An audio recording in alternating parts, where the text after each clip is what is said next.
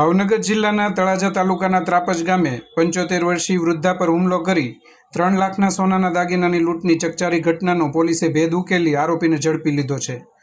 16મી ઓગસ્ટની મોડી રાત્રે ત્રાપજ ગામે ઘરમાં એકલા સૂતેલા વૃદ્ધા ધવલબેન પ્રેમજીભાઈ કાપડિયા પર અજાણ્યા શખ્સે હુમલો કર્યો હતો।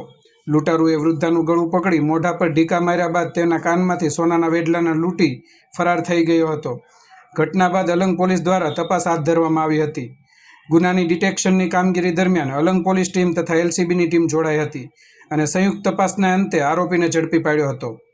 આરોપી નારસંગભાઈ વાળા હોવાનું સામે આવ્યું છે। આરોપી ભરૂચ જીઆઈડીસીમાં કામ કરતો હોવાનું જાણવા મળ્યું છે। આરોપીને આજે તળાજા પોલીસ સ્ટેશન ખાતે લાવવામાં આવ્યો હતો।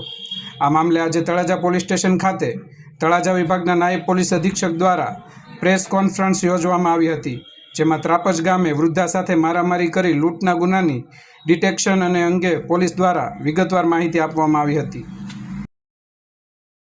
ગઈ તારીખ 16/8ના રવિવારના રોજ ત્રાપજ ગામે એક લૂંટનો બનાવ આવેલ, જેમાં 75 વર્ષના માજી હતા, જે રાત્રે એકલા જ રહે છે, સૂતા હતા।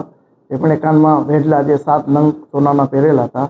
આ કામનો આરોપી છે જે નારસંગભાઈ વાળા, જેઓ ભરૂચ કેમિકલ ફેક્ટરીમાં નોકરી કરે છે, તે રાત્રે બસમાં આવેલ અને ઢાબળો ઓઢી અને આ ઘટનાને અંજામ આપેલ।